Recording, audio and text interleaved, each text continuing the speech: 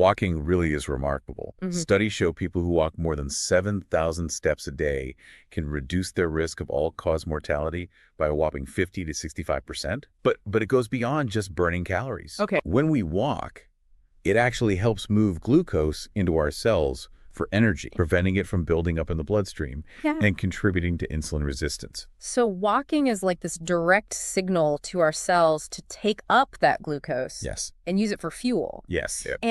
And I've heard that taking short, frequent walks throughout the day is actually more beneficial for our metabolic health than just doing one long workout. That's right.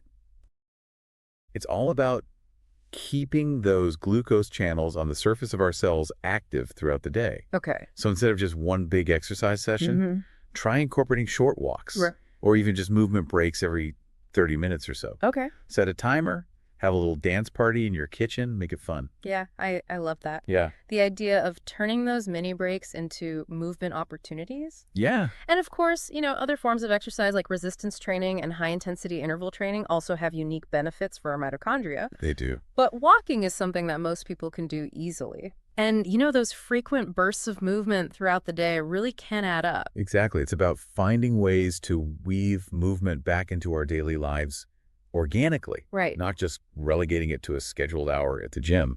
Speaking of weaving things back into our lives, you've also highlighted the power of temperature. Right. I know you're a big fan of cold exposure. Yes. And I've been experimenting with cold showers myself. Good for you. What's the link between temperature and metabolic health? We've become accustomed to living in a temperature-controlled world. Yeah. But our bodies evolved to adapt to natural temperature fluctuations. By reintroducing these variations, we can wake up some of our ancient metabolic pathways. So we've lost that natural stimulus that our ancestors had to deal with. Precisely. Yeah. Cold exposure in particular can signal our mitochondria to work harder, potentially even increasing brown fat, which is a type of good fat that actually burns calories to generate heat. That's fascinating. And Dr. Susanna Soberg's research has shown some promising results on how cold exposure can activate that brown fat. Absolutely. Interesting. Yeah, there's definitely something to be said for challenging our bodies with these temperature variations. And heat exposure, like sauna use, also has its benefits, potentially activating heat shock proteins and our natural antioxidant defenses. So both cold and heat can play a role in improving our metabolic flexibility. They can. It seems like our bodies thrive on challenges. They do. And by reintroducing these stimuli, we can help our cells function more optimally.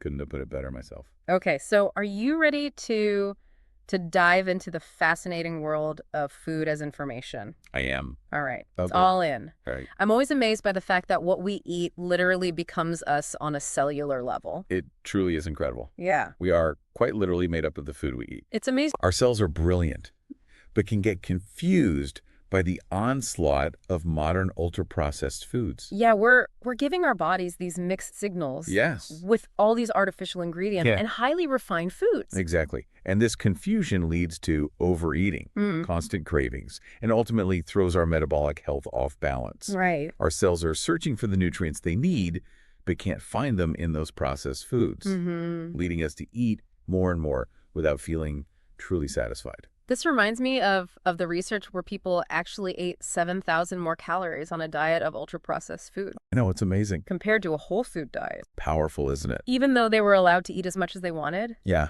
It really highlights how these processed foods hijack our satiety mechanisms and drive us to overconsume. It's a powerful demonstration of how our food choices impact our biology. So what's the solution? Link is in the description.